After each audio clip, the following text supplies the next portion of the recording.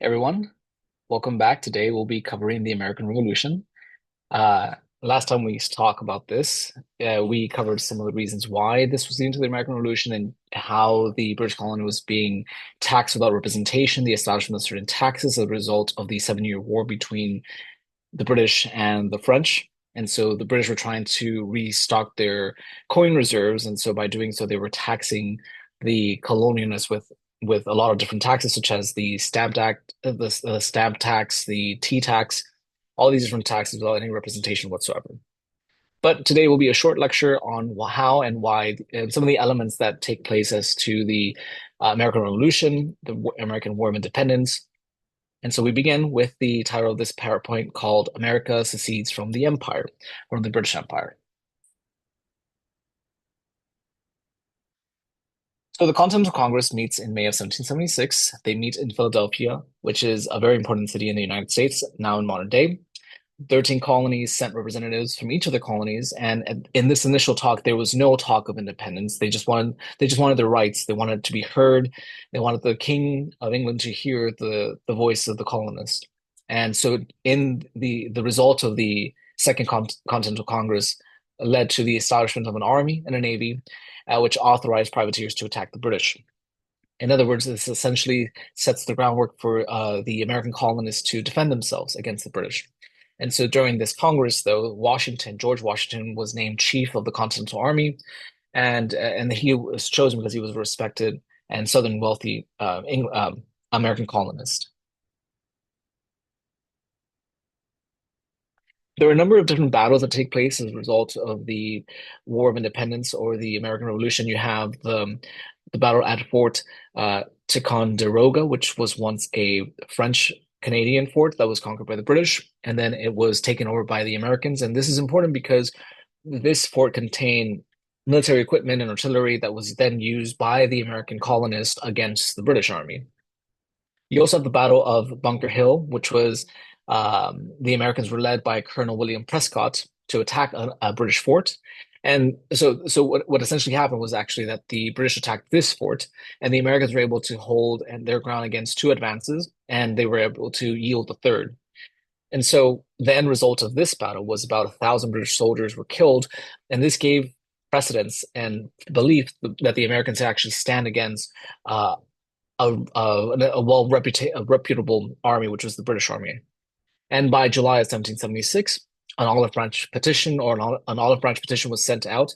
It was sent to the king to ask him to stop Parliament's action, which was against the establishment of legislation of taxation of the American colonies, and and say that the Americans would remain loyal to the British. But of course, unfortunately, the king refused to accept the petition in August of 1776, and he declared the colonies to be in rebellion and therefore guilty of treason. And so this means that they are no longer in the king's grace, and so therefore they would be essentially killed. And so the king hired an Hessian mercenary army to fight against American colonists.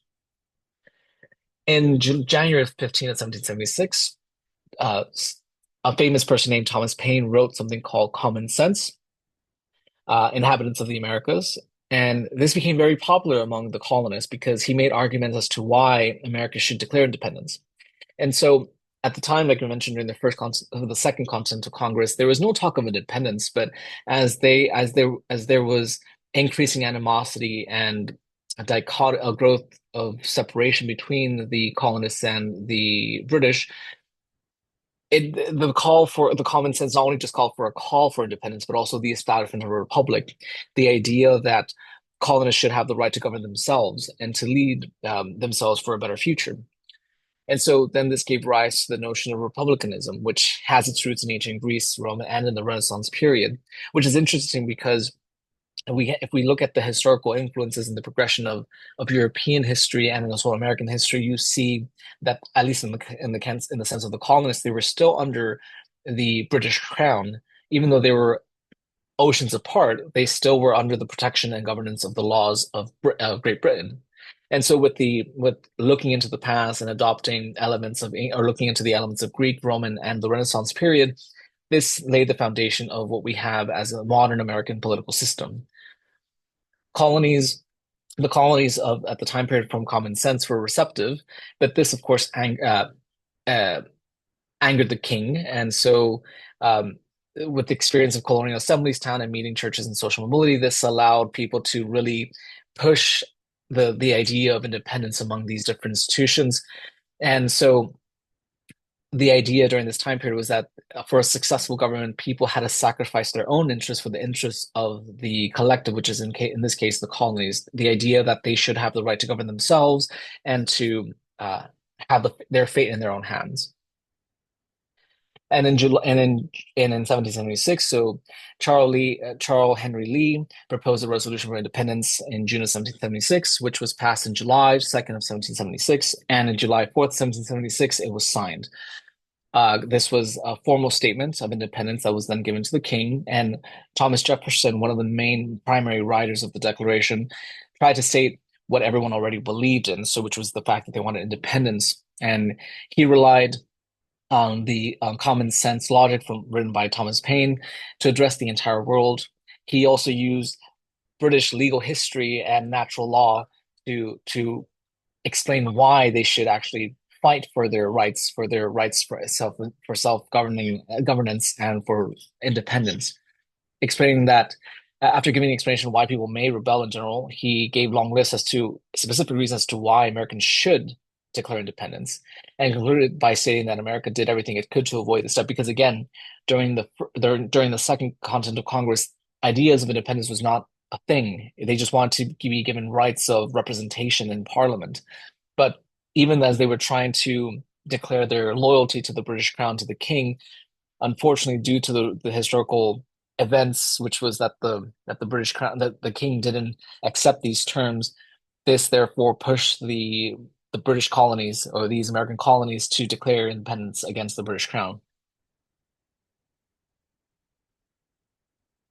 And so again, we have this famous the Declaration of Independence, which states that these truths to be self-evident that all men are created equal, that they are endowed by their creators with certain inalienable rights, and among these are life, liberty, and the pursuit of happiness, and that whenever any form of government becomes destructive within these ends, it is the right of the people to alter or abolish it. So again, this gives them a reason as to why they should declare independence, because, of course, firstly, they were not given any rights or representation, and they wanted to have their own ability to govern themselves away from British Crown and its dominions. But with every revolution, you have more than one side. You have those who are for it and those who are against it. Here in the American Revolution, there was no different. You had people who were for it; they were known as the Patriots, who were, of course, the minority population who supported the revolution. The militia controlled country areas and places where British lacked ability to have strong military presence. So you look at this is in the farther parts of the colony, of the region of the colonies, and these were from the younger generation and of Presbyterian and Congregationalists. So these people were had a religious background. But of course, then you have the Loyalists, and by definition, these were people who were loyal to the crown. Their other nickname was known as the Tories, and they made about 16% of the population. Again, with any revolution, you don't know what the outcome is going to be, and you don't want to be in the side where your head could be chopped off because you were supporting the resistance. So they believe essentially that if they remain loyal to the king after the king won the war, they would be rewarded for their loyalty. These tend to be people who are wealthy, educated, businessmen, government, and royal officials. So you could see that there was reason why they wanted to stay loyal to the king because their livelihood depended on it. And these were more located in the South, so like in South New York City, Charleston, New Jersey, Pennsylvania. These were more established generations and of Anglican background. And about the end result was that about 80,000 people left, and the property was confiscated when they left. Again, as we said, there were different sides. One of the interesting things about the American Revolution is that people from other parts of the world came in aid to the American colonists in one way or another. You had people from Poland who built fortifications, people from Prussia who trained the Continental Army. You had people who led the Continental Army, like the Marquis de Lafayette, who was a general in the American Army. And so, as you could see, even people from across the world shared in the cause and in the belief that the Americans had the right to independence. Again, One of the things that we should consider is that there were two phases of the Revolutionary War. There was the first phase, which was between 1776 to 1778, which mostly took in the north, and then you had the second phase between 1779 to 1781, which took in the south, where you had more loyalists, and the idea is that perhaps the loyalists would be able to join the army and help the British take back control. One of the interesting things about the American Revolution is that it spread across the world. So there was other participants in the sense that the American colonists were getting support. So Spain and the Netherlands joined on the side of the Americas. Again, Spain and the Netherlands they had some animosity against the Great Britain. There were those who maintained neutrality, so who didn't want to get involved in this war. The effects of the revolution spread to the South America, Caribbeans, and other parts of Asia. In the case with France, France actually gave half of its army and all of its navy following the alliance with the American colonists. And in June 1778, the British defeated at Monmouth, New Jersey, by Washington. And so this again tells you that there was some sort of commonality and animosity against the British. And so any way to defeat the British or weaken their army was welcome in any way by the other influences of the world, other powers, that is. Of course, with any revolutionary war, with any war, there was some sort of economic effect. So you had, of course, hyperinflation from reduction in trade and use of paper money.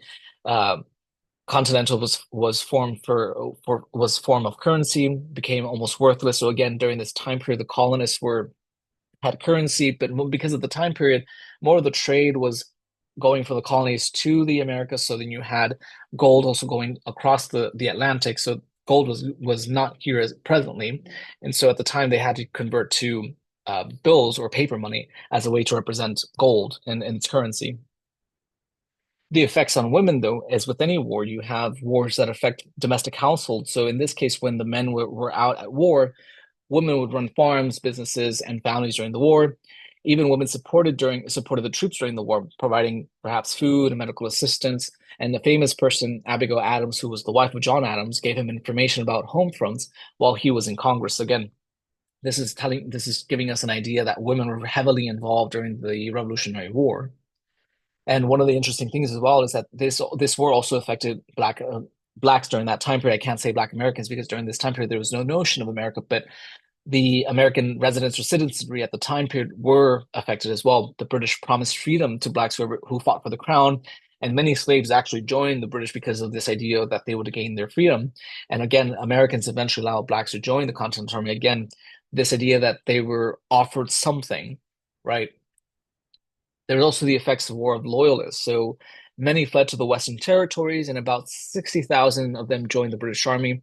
This again goes back to the theme that because these were people who were educated, who were wealthy, who had high titles, they wanted to stay in favor with the king, and so would do anything to avoid conflict with the king. And if they had to, they would join the British Army if needed. So many went to England or Canada, and this reduced the French influence in Canada as well.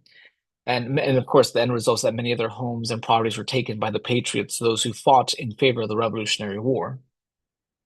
Now we talk about why Britain lost. So, of course, one of the things that led to the British lost this war is because there was problem with communication, as opposed to modern day where we have telephones, cell phones, email, which could quickly send an email from one part of the world to another. At this time period, there's no such thing. So you would either have to send letters across the Atlantic, and so because of that, it made it difficult for people to communicate from the mainland, which is in that time period, Great Britain, with the troops located in the colonies. The loyalist support not as strong as expected, and this could make sense because perhaps there was not enough of them to supplement an army in any way, shape, or form. And so, if you don't have a strong enough army or enough people joining, then you don't have the force to bring these areas back into your control. America had too much land for Britain to occupy and control again because of this vast area that was unknown and was being expanded into by the colonists. The British had no idea of the immensity of this land, and so they couldn't really fully control it. And no single capital of the US. So because there was no official capital in the United States, typically with warfare, if you conquer a capital, you've conquered the nation. So at this time period, because there was no capital, there was no official means of conquering per se. And the Americans succeeded by making the war long. Again, because the American colonists were present in the Americas and they knew their land and were able to acquire the resources, versus the British were dependent on the resources coming from England to the colonies to support their armies. This definitely affected how the battle was fought or how the war developed throughout this entire period of time. And so therefore, I would say that this is it for the American Revolution. And if you have any questions, I'll be here after class. Well, thank you for paying attention, and we'll talk soon. Cheers.